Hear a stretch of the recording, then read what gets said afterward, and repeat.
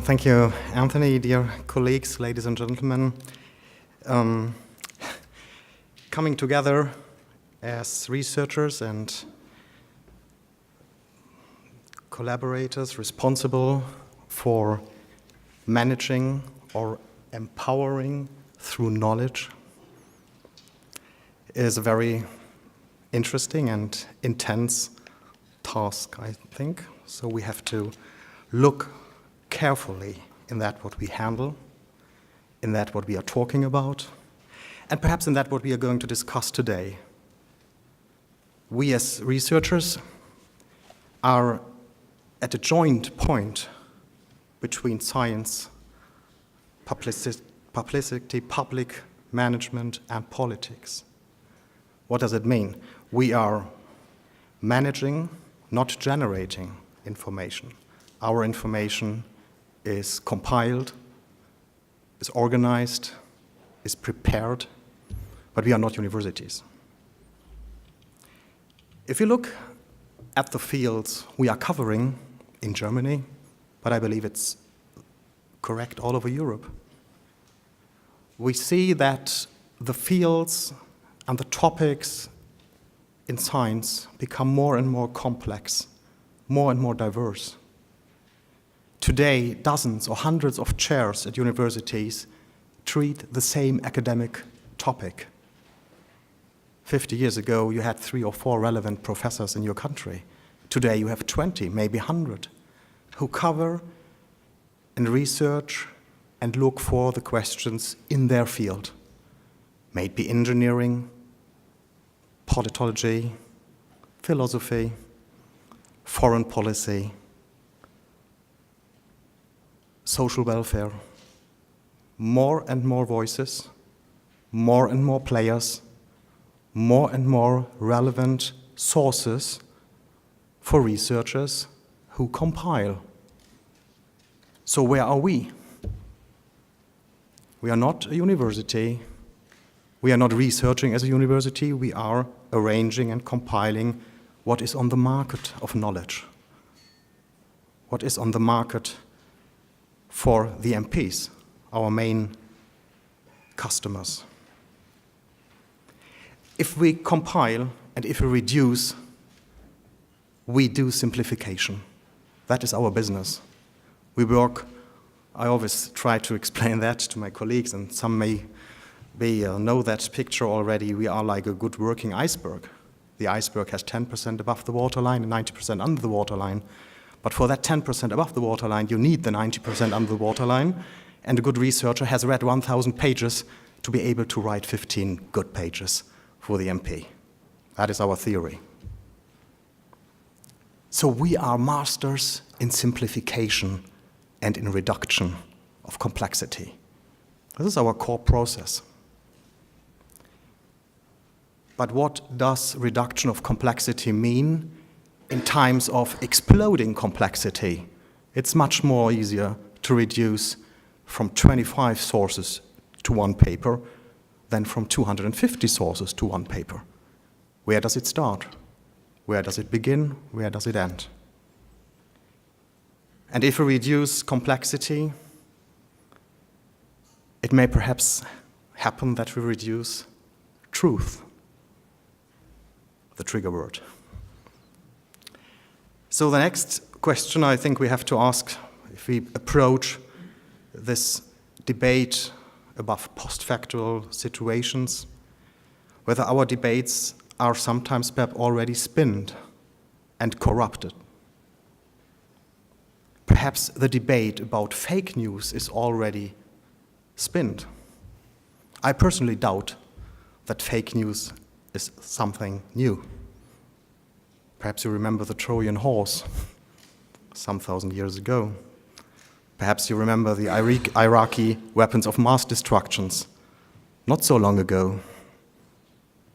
Fake news, fake information, and fake facts are a core part of human communication as long as humans communicate. Give wrong information, use wrong and fake facts, and try to influence the opinion in your country, in your village, perhaps in the cave where you live 20,000 years ago. Big mammoth around there. Maybe fake news, just a tiger, you don't know. The difference today is that fake news or fake information is no longer a privilege to governments and media.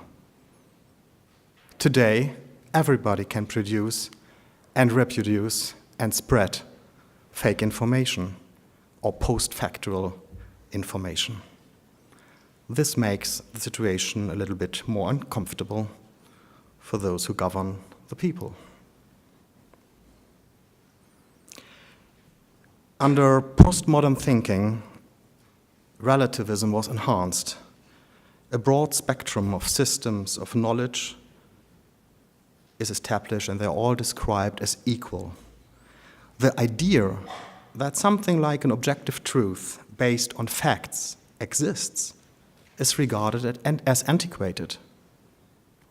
You can discuss everything at a German university with the students, but you can't discuss truth. There is no truth, they say. Parallelly, we face a reduction of enlightenment-driven open debates.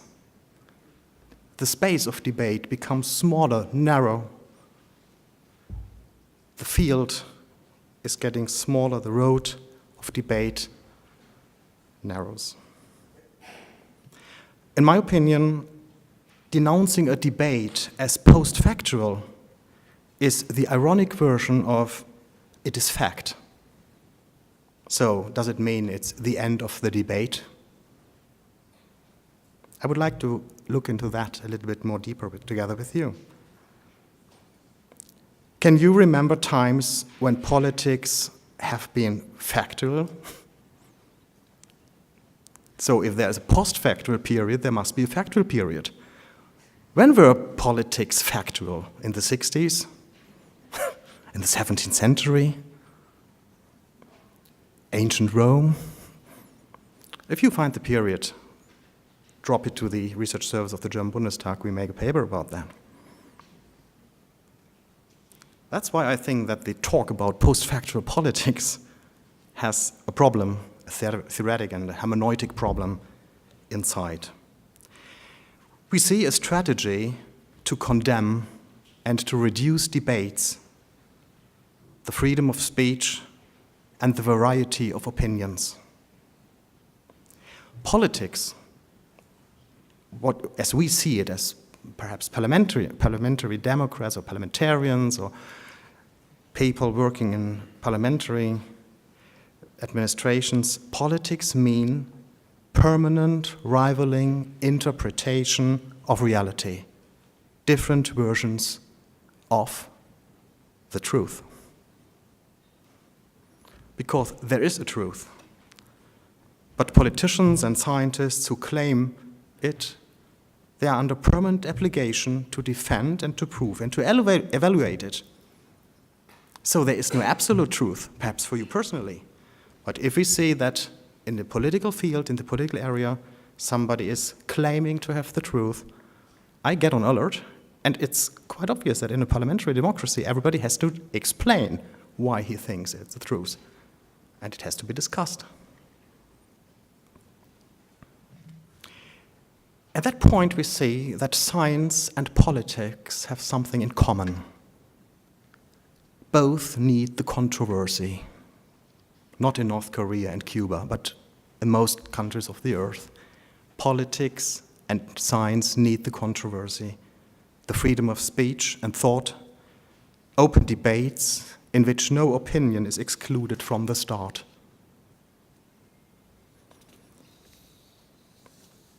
So, in a third step, looking on a parallel process which many of you may be aware of in your personal everyday work, what I would like to call the amalgamation of politics, science, and business. Here in Brussels, we have 20,000 plus guys working on framing, channeling, and arranging politics, lobbyists.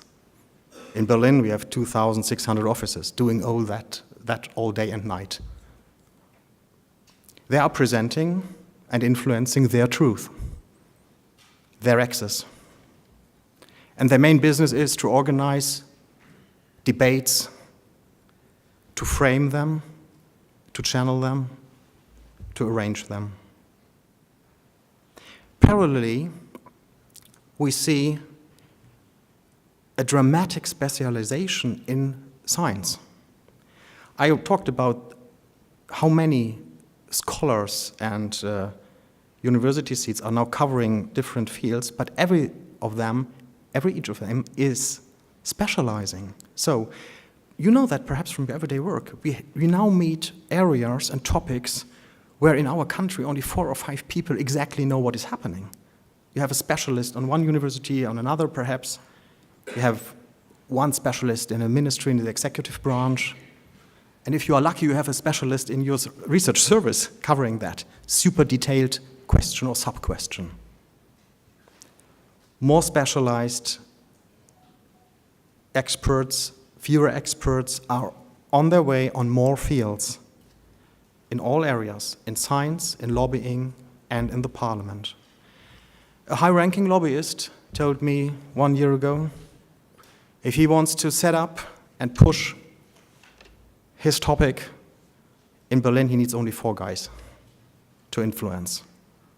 The relevant team leader at the ministry in the executive branch, the Bundesregierung, maybe 1 or 2 parliamentarians, representative and responsible in the committee, and maybe a scientist from a university with a renommee. With those 4 guys, he can set up his agenda. Why?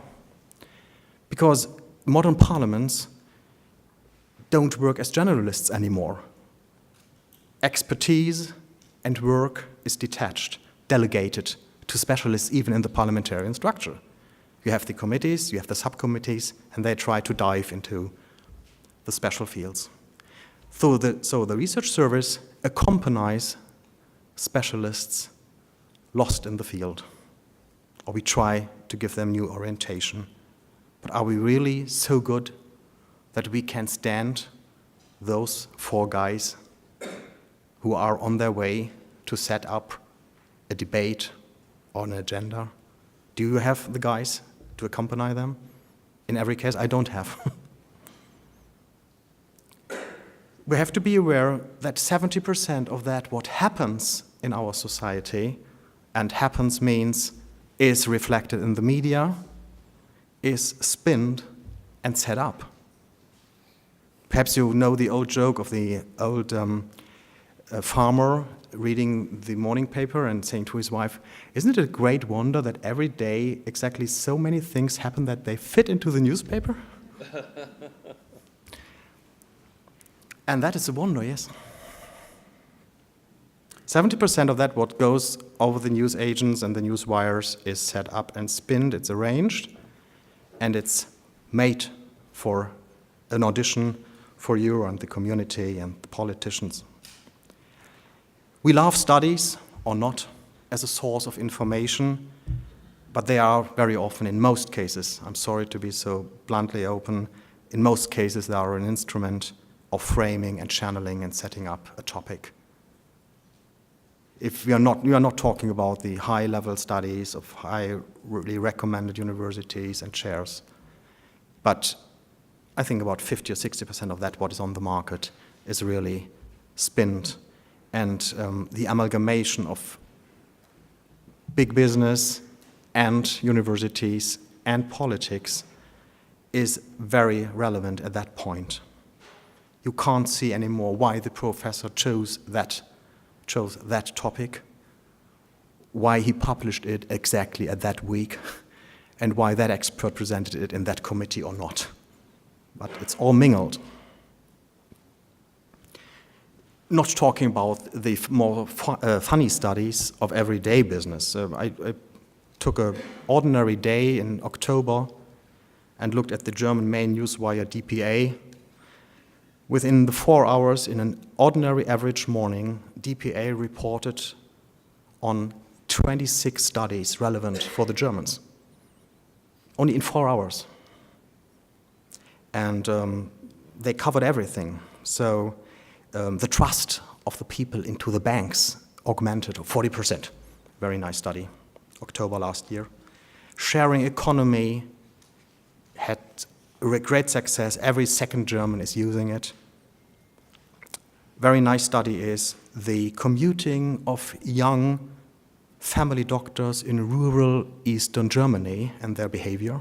A central study. I didn't know that we had that problem, but it's very important to look at that. And my favorite, you may follow me in that point, women above 40 are very happy what they look like, 65%.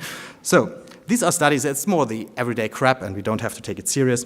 But sometimes they spread into politic areas too, and it's very easy for us to sort them out. My favorite study, that is a study you will know, and that's a study which is very interesting in 2 points, because it is completely faked, and the second point is it has become relevant because it has been published in a relevant medical or scientific journal, is my favorite study 2 years ago. Chocolate helps to weight loss. And they had a panel of 25 people, and they tested them, then found out that the consummation of chocolate helps you to lose your weight. And it was published in more than 150 papers all over the world, and discussed in academic circles with a professional homepage and everything. But this is only the crap end of the topic and not my central point. I would like to focus with you on that, what is on our everyday desk, and that is very similar to that in many points. For example, I believe that a study financed by a big company can be okay. It's not a problem per se, it's okay. But do they have the transparency? Do they open all their sources? Do they show their methodology? Do they open the way how they found the results? Do they show the audiatur ad altera pars? That is a question. So the minimum standards of scientific approach to controversial topics should be fulfilled. So what does it mean, and what shall we do as a research service? How can we cover those menaces? I think these are menaces of politic communication. And there is a menace of poisoning the flow of information which goes into the parliaments. First, how can we maintain complexity?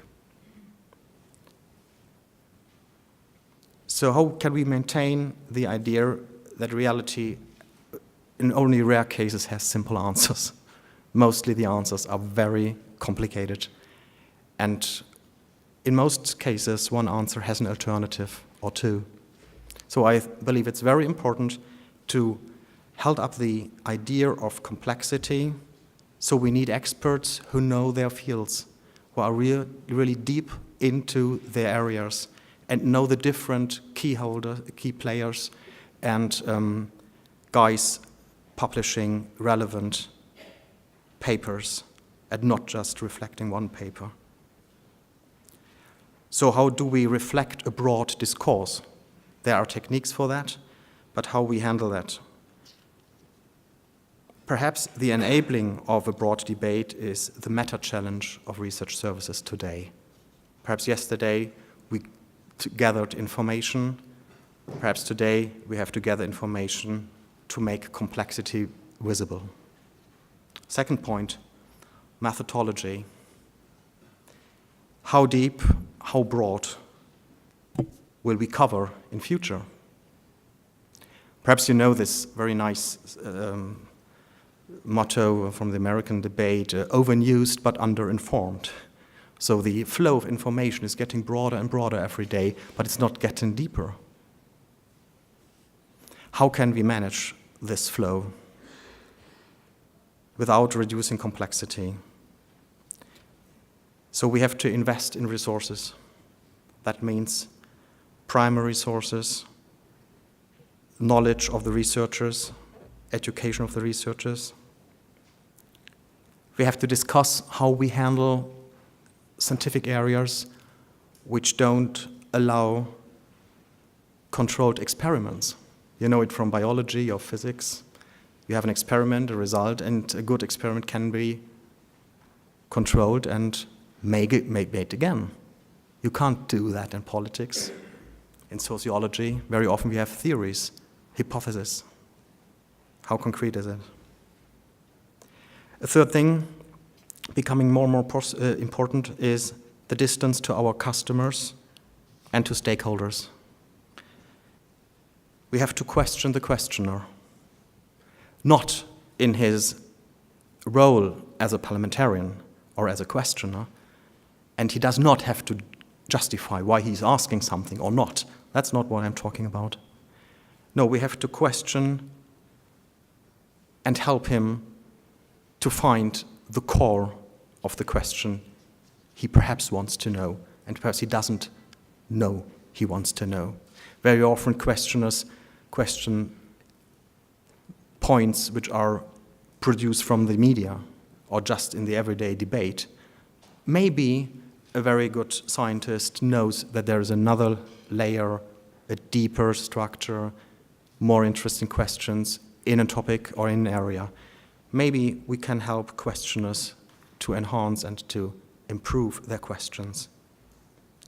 And we have to discuss legitimation of interest groups and key role players, and to try to sort the expertise we are collecting for our investigation and our research investigation.